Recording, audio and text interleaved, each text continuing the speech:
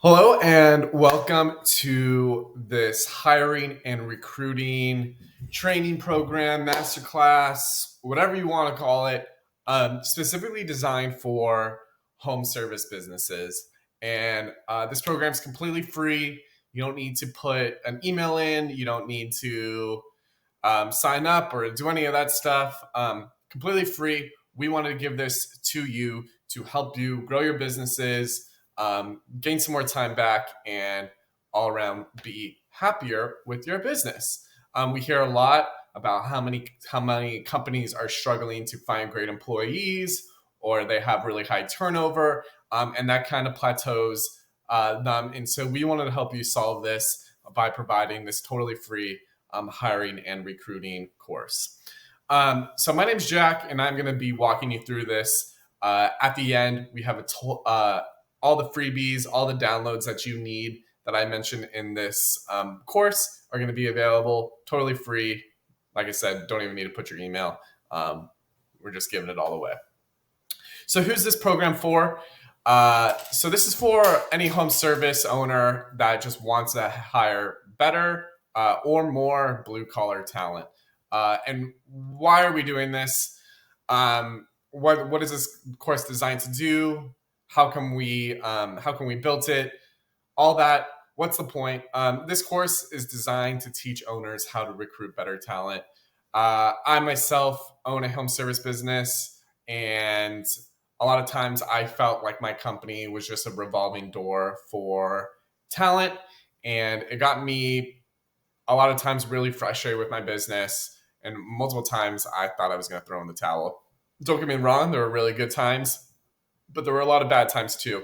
And when I look back at all the difficulties or kind of low points in my home service career, it was when I was struggling with employee problems. So I set out to come up with a better system that gave me more flexibility, more of my time back, while also recruiting and finding a better pool of employees.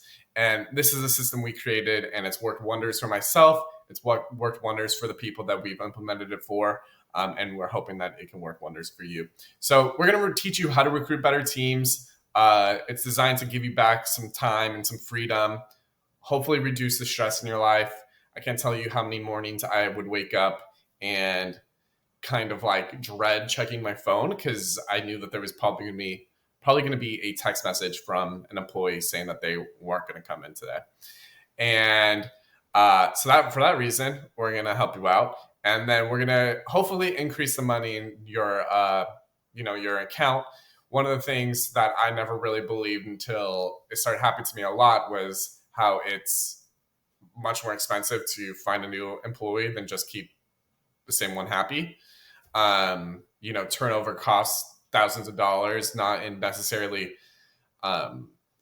physical costs of like you having to shell out, but in like sunk hidden costs.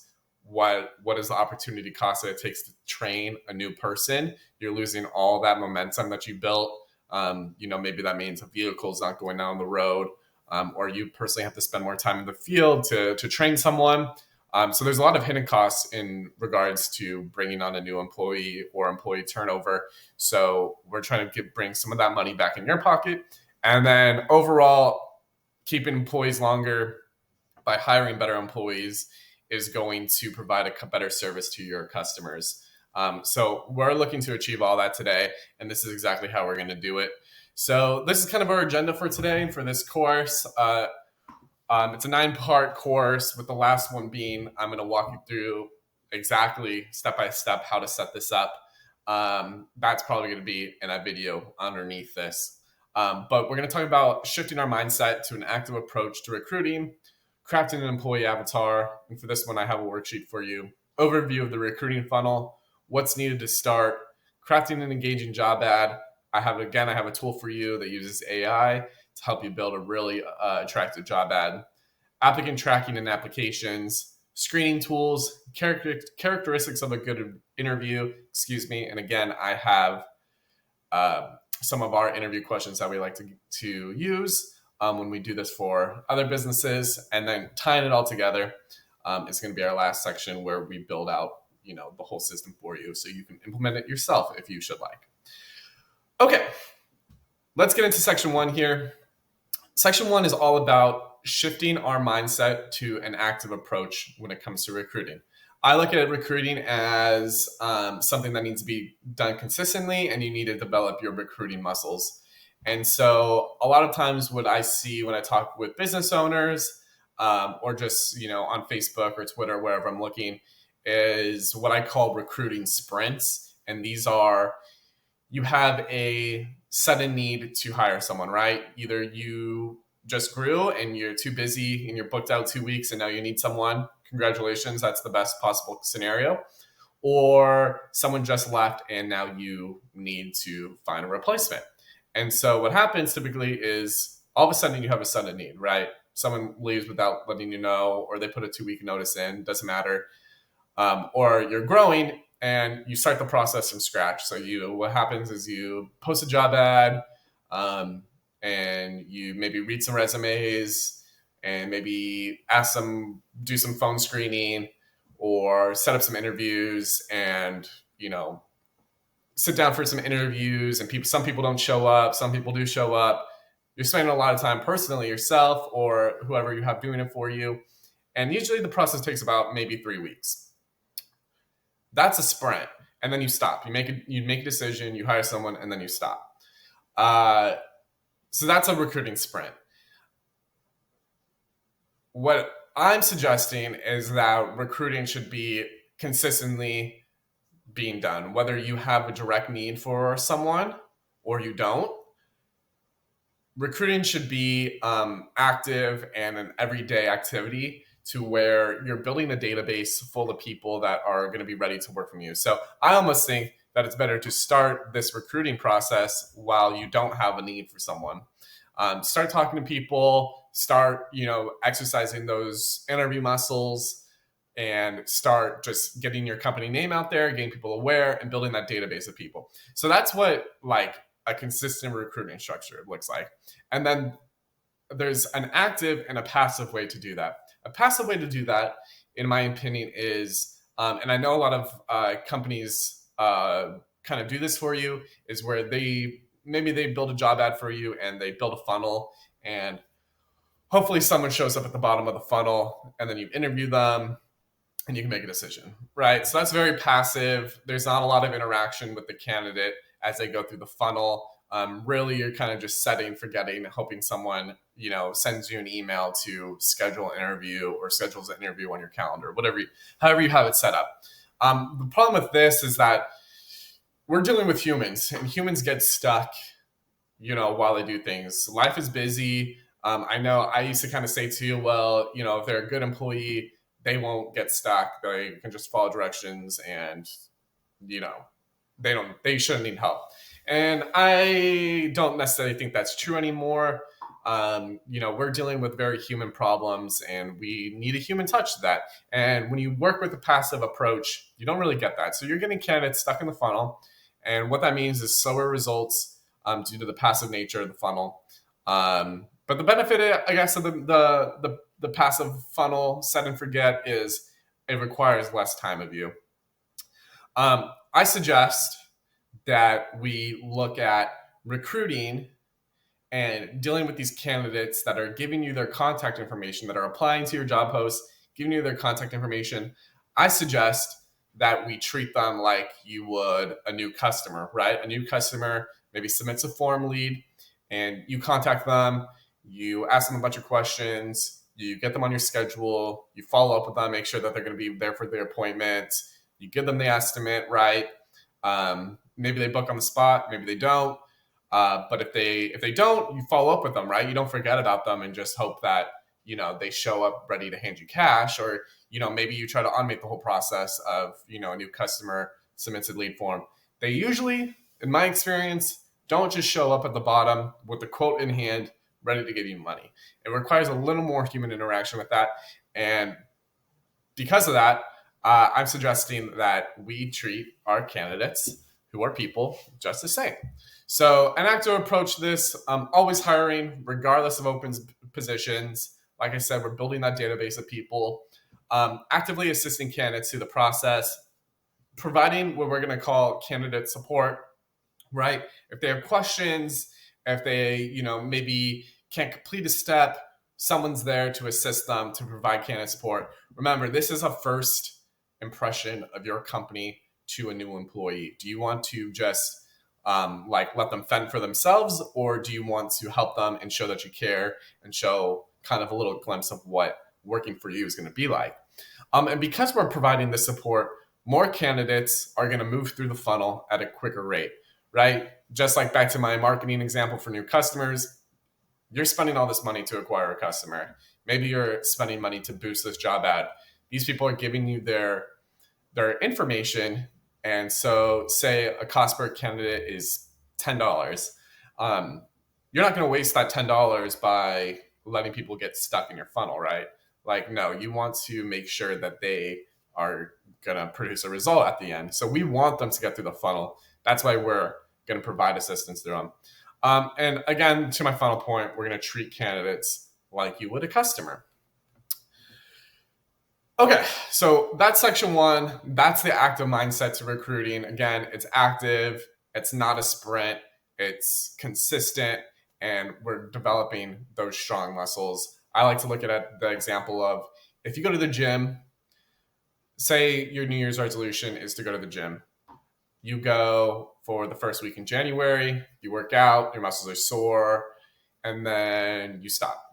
And then 6 months later, you're like, dang, I need to start working out. I have a wedding, or I'm looking to get my beach bod ready, right? You're going to go back to the gym maybe for that, in August or June, whatever. Do you think you're going to be stronger than you were before when you went in January, or kind of the same? I think you're probably going to be the same. But do you think you'd be stronger if you went to the gym every day in January and stayed consistent? Yes, that's a given. So recruiting is the same thing. The more we do it, the more reps we get in, the better we're going to get at it. The more people we talk to, the more candidates we talk to, the better we're going to get at discovering who is a great employee and who works for our company. So that's active mindset. Section 2, we're talking about crafting an employee avatar. Just like you would create a customer avatar, an employee avatar is our ideal candidate for the position. And I have a worksheet that we can use to craft this employee avatar. But the more granular we can get in understanding who we're looking for, the more we're going to be able to narrow it down.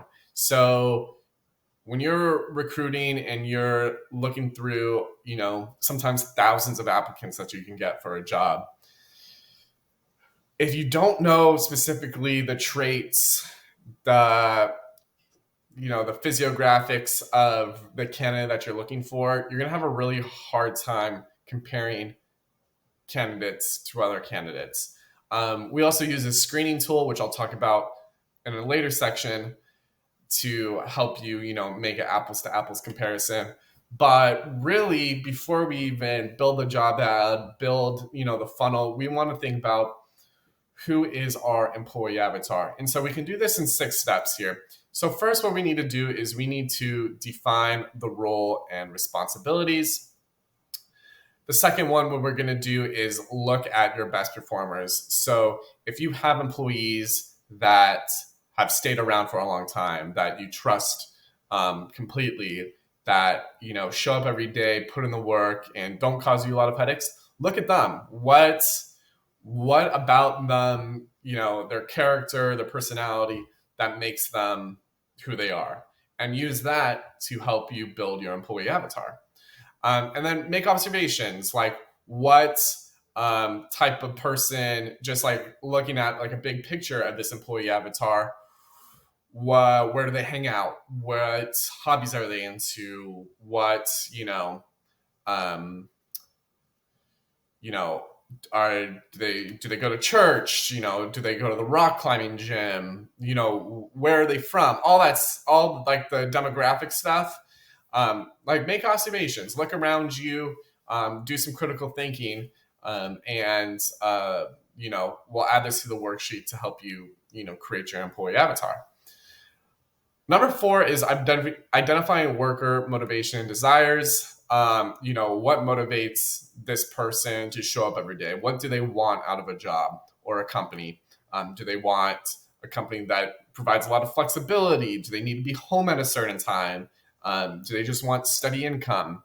Do they want somebody that prioritizes safety? Stuff like that. And then 5, we're going to consider demographics and psychographics. So these are, location, wants, needs, income level, education level, age range, stuff like that. Now, I do want to just state and be very clear about this. By no means do we want to, discriminate against other people, but let's be realistic that, most of these jobs tend to be, pretty physically demanding. So I would never ever advocate to discriminate against anybody.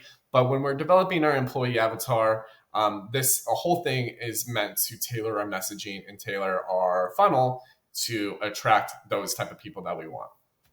And then regularly revise. So as you bring in new people, as you get new best performers, as you dial in your wants and your needs as a company, we can update this avatar to better fit, the current status of our company. And again, I do want to point out that I do have a free worksheet at underneath this training called Employee Avatar Worksheet. You can download it, write it out, and it will help you build out like all these sections in the worksheet. So now let's look at an example of an employee avatar. And I'm just going to read this for everybody. So for a construction company, the employee avatar might be Alex, a skilled craftsman with 10 years of experience in residential construction. Alex values job stability, opportunities for professional growth, and a strong sense of community on the job site. Alex prefers working in environments where safety and teamwork are prioritized. Knowing this, the company may emphasize its long-standing industry reputation, commitment to employee safety, and team-oriented projects in all of its recruitment efforts. So we really want to get narrowed down our employee avatar so much where we can put like kind of like an imaginary name and face on him. And this is a really good example of kind of what the worksheet is going to help you create. Great. So that was section 2, where we talked about crafting an employee avatar. In section 3, let's look at the overview of just a really simple recruiting funnel. This is the recruiting funnel that we set up for our clients when we help them with their recruiting needs. It's designed to provide enough friction, and I'll talk about friction in another section. It's designed to provide enough friction to weed out and screen candidates, but easy enough to where we still get results. I do want to emphasize, and I hear this a lot, is companies put candidates through multiple interviews, multiple rounds, and I just want to maybe suggest that this is not a white collar tech job working at Google. It's not necessary. You don't need to put them through multiple rounds of interviews. These are working class folk that we're trying to attract. So the less complicated we can make and more straightforward while still providing the steps we need to screen people, the better. So this is our look at our job funnel. So we start with the job ad. Then we're going to go through the third-party application. From there, the candidates will get an assessment that we use to screen them. From there, if they pass the assessment, we'll go ahead and we'll interview everybody. And from there, we'll either have candidates ready to hire, or we'll have a whole bunch of people that have been denied and don't need to move forward. And so each of these steps we go over in an individual section. And then again, I will put everything together for you in a real life example, and you could build it yourself. So that's just a quick overview of the recruiting funnel. Not much that we need to go over in terms of anything specific. We will go over them individually in certain sections. Great. Before we get started, in section 4, we're going to go over things needed to start. These are just, I try to make this section and these things needed to start as simple as possible for you to do yourself. You can make them much more automated, much more advanced. But this is kind of the bare minimum that I would recommend. So a dashboard is what you need.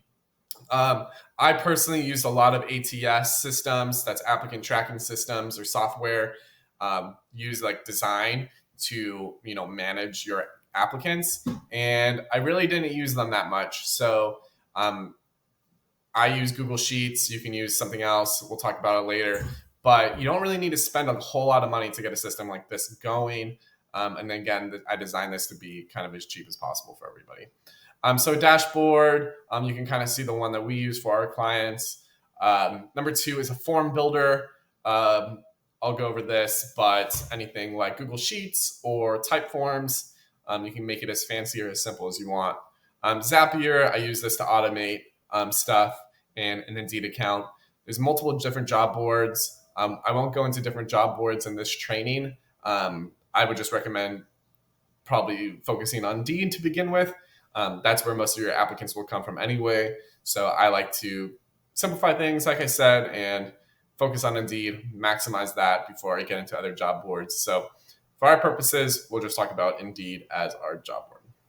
So those are the 4 things you need to start. And I am going to give you a lot of them. So that is section 4. All right. In section 5, what we're going to talk about now is we're going to get into creating our funnel here. So section 5 is all about crafting an engaging job ad. I don't know how many of you've seen, if you just scroll through Indeed or other job boards, but have you ever seen just a really bad job ad and you think, wow, I would never apply to this company. This looks like it sucks.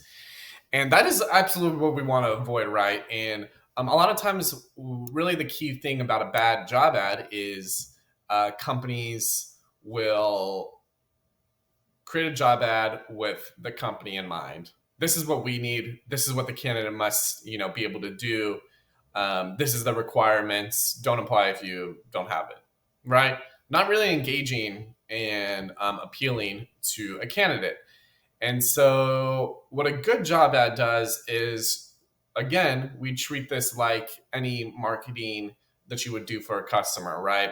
When you're marketing your services for a customer, it's all about what the benefit is to the customer. It's not about what the benefit is to the company, right? It's not like clean your windows, we make 10% profit, right? Or we need to stay busy.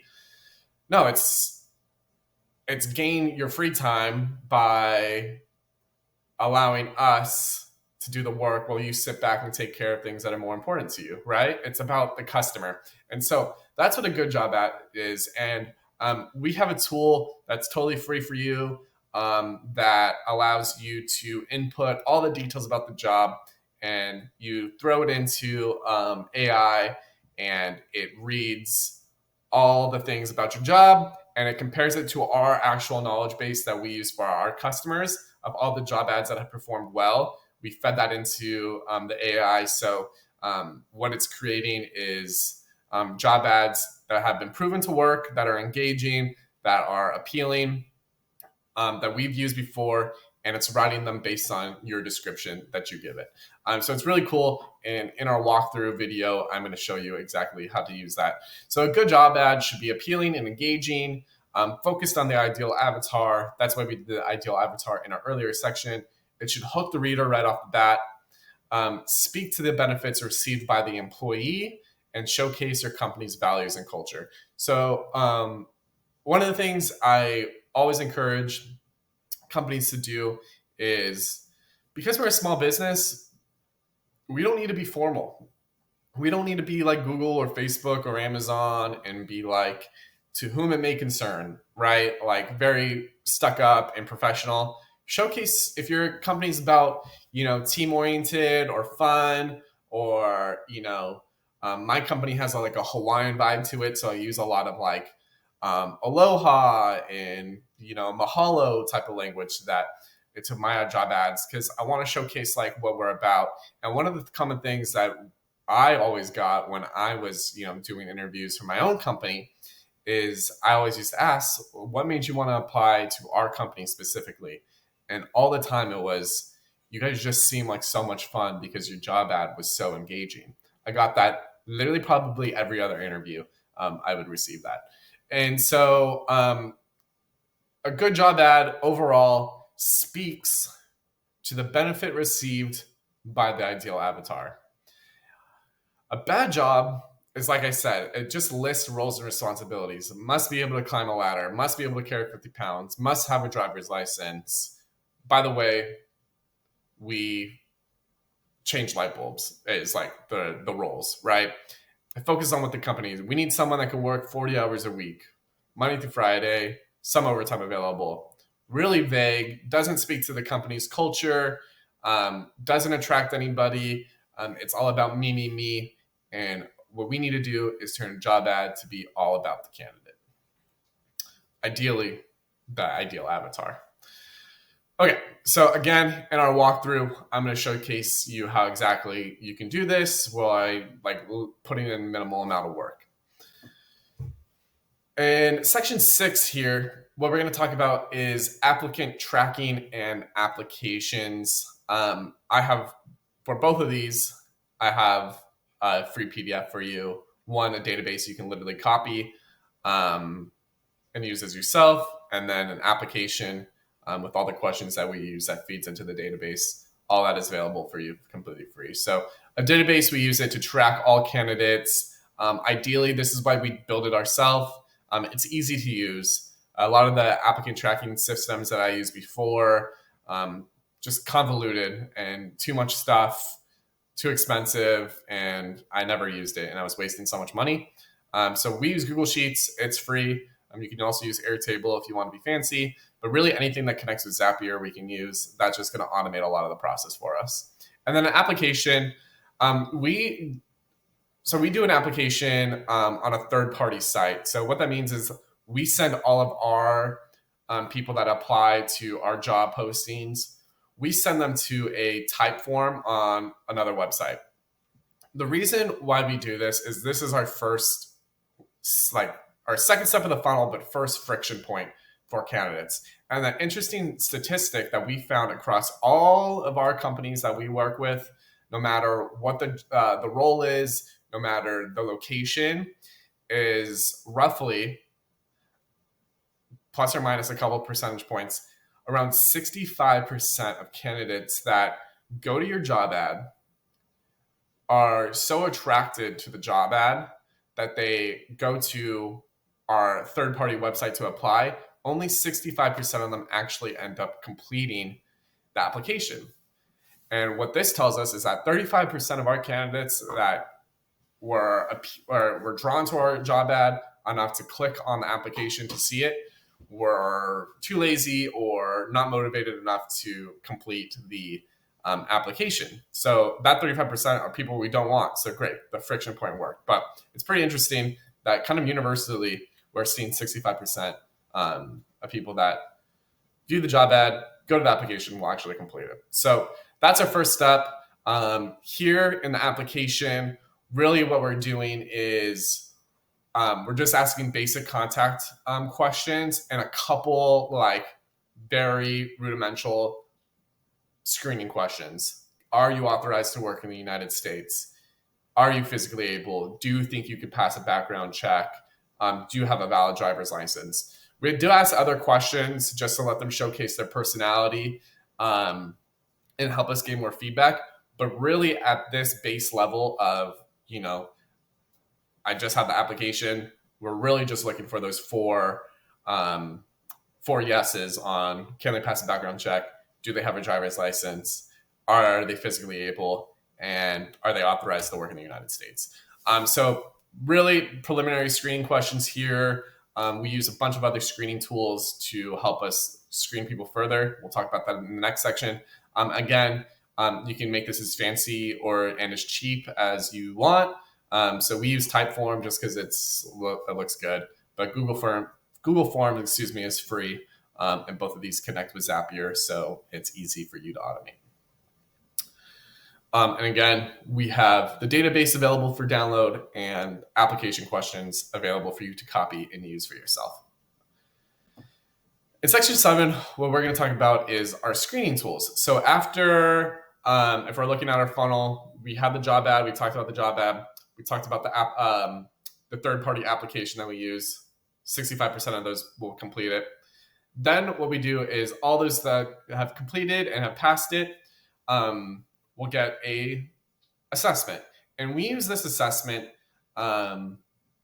to give us a more quantifiable way of making a comparison between two candidates.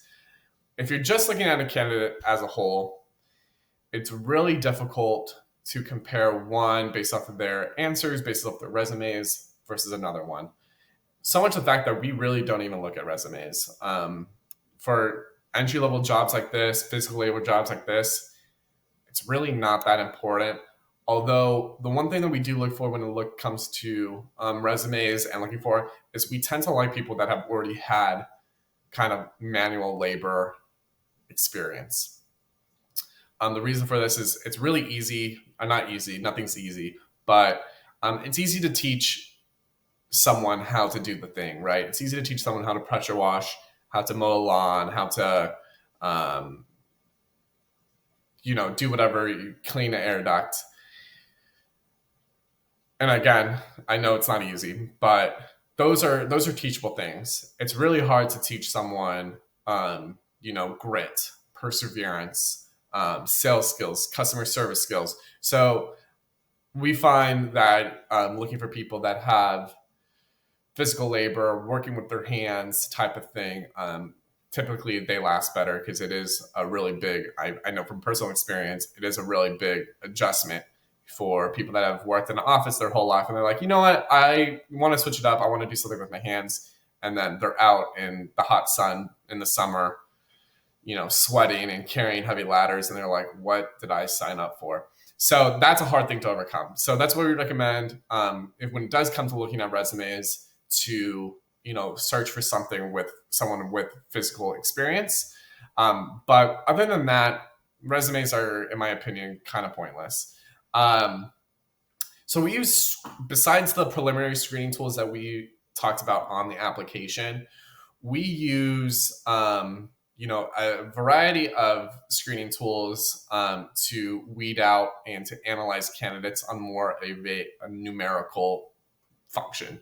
So what's the purpose of a screening tool? Again, this creates the biggest friction in the hiring process, and its purpose is to eliminate candidates. And like I said, it provides a more quantifiable way to evaluate candidates. I also do want to mention before I talk about kind of the two popular screening tools is this, when it comes to our first section where we talked about active versus passive approach, this is the stage where most of your candidates will drop off. Either they do not complete the screening tool or the assessment, or they just need help completing it. But this is where having someone that can every day monitor and follow up with people and push people through this stage is where you're going to see the best results. Because this is, we want people to finish the assessment tool because we want to be able to judge them, on their scores, on the quantifiable stuff. We don't want to weed people out because everyday life distracted them, or they never saw the email, or they never saw the text message. That's a pretty lousy way to eliminate someone, and especially with a labor market as challenging as it sometimes can be. Albeit it's slightly getting better as of this recording in February of 2024. Excuse me. Really, being active and following up and getting people to push through is important, especially on this stage. So that's kind of just my little pro tip there. So the different types of screening tools really that we use and that we've had experience with are job aptitude assessments and personality tests. So personality tests, the most popular one is going to be DISC. This is really good, especially if you have if you've given all your other team members the DISC assessment and know where they stand. It's a really great tool to build solid teams. Say you have a really high DI on, as a team leader of one of your crews, you may want like a more of an SC to kind of balance that out and just create a really well-rounded team. So that's a really good way if you're like specifically looking to build like a well-rounded team. I like it. The job aptitude assessment is the one we use primarily in a screening tool like this.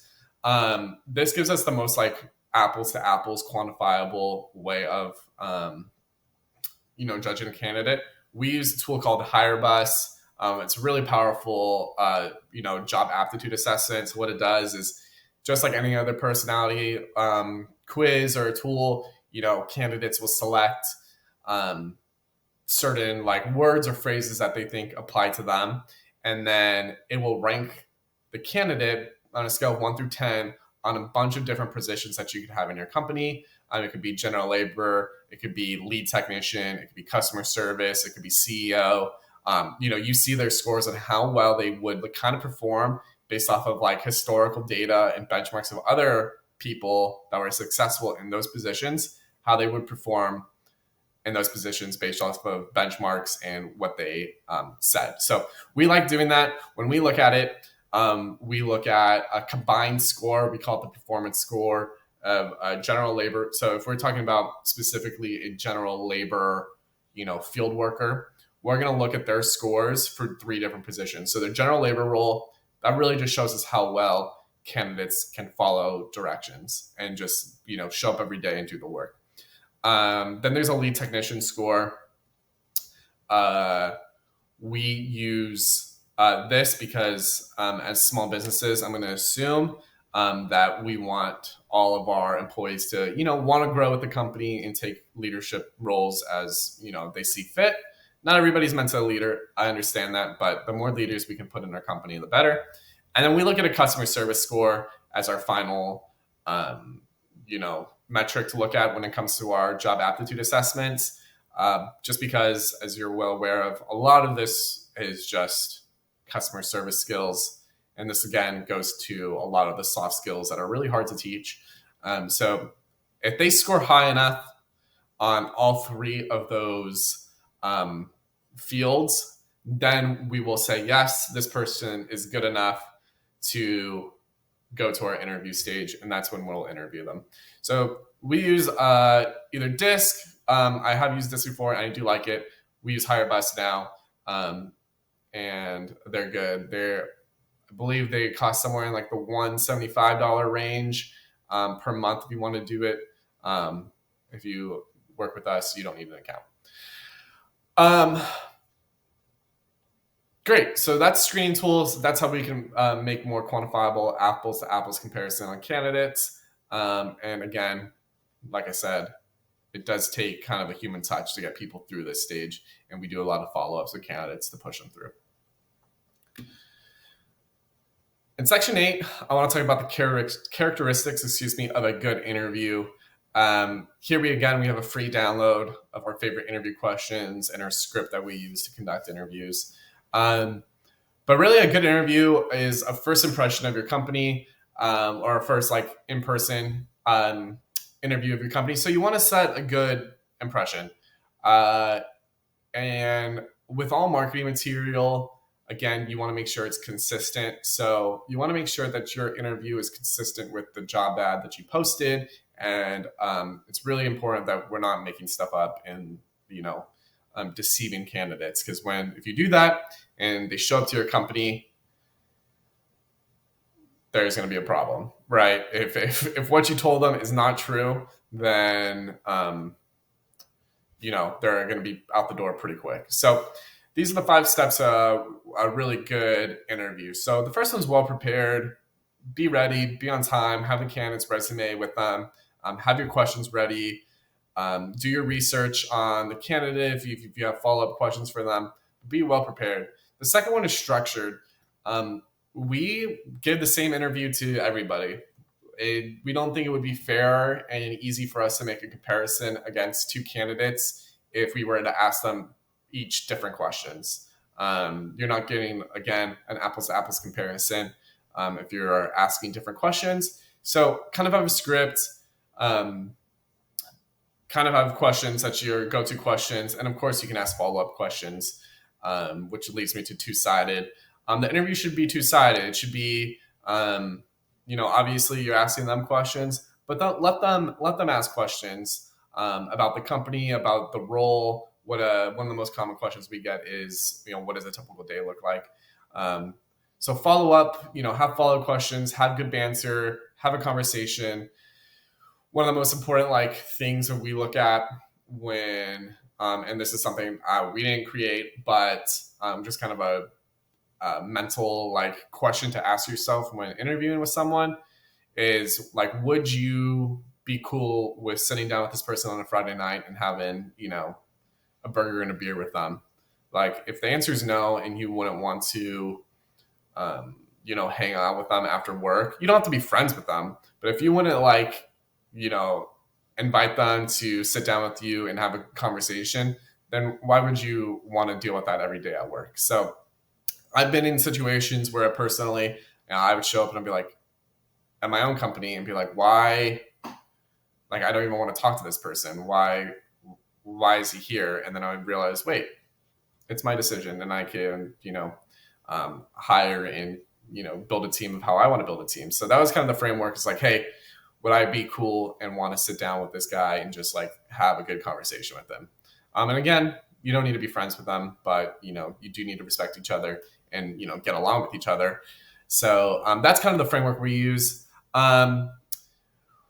When you're doing an interview too, and step 4 and step 5, I think are pretty closely related, is we're looking at either when we're building our question list, or building the structure of the interview, we want to ask questions that reply to our company and culture. So if you're a company that has core values, maybe you want to design questions that are specific to those core values and let them answer in a way that will showcase, do they fall in line with these core values that you have, or maybe they're the antithesis of it.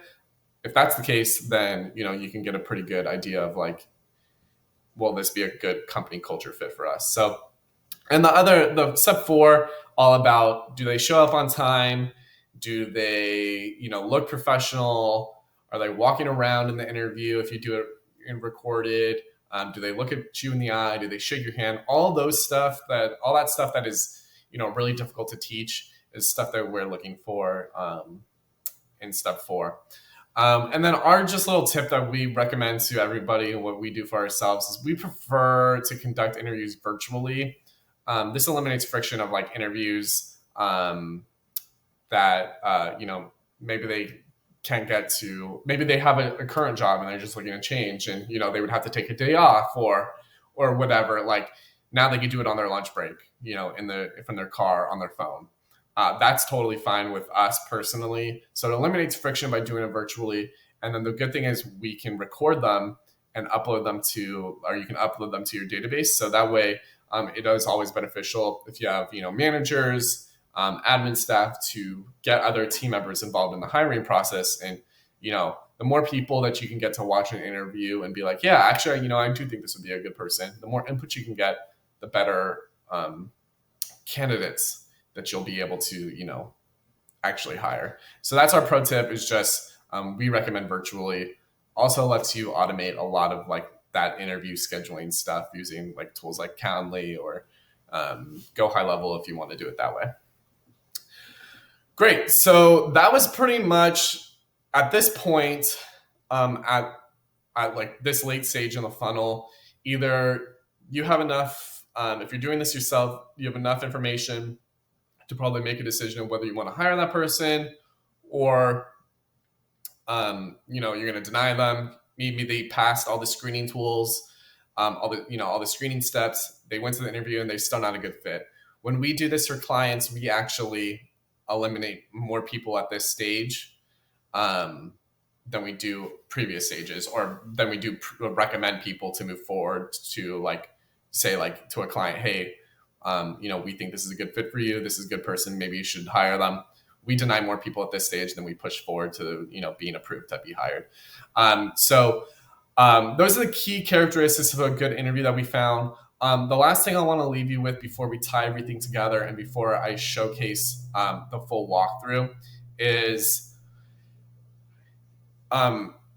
if you look at, I want to talk about Chick-fil-A. So at least for me personally, and I'm sure if you've ever gone to Chick-fil-A, you're like, wow, how do they have such great employees? How are they all so like well mannered, well behaved, really professional?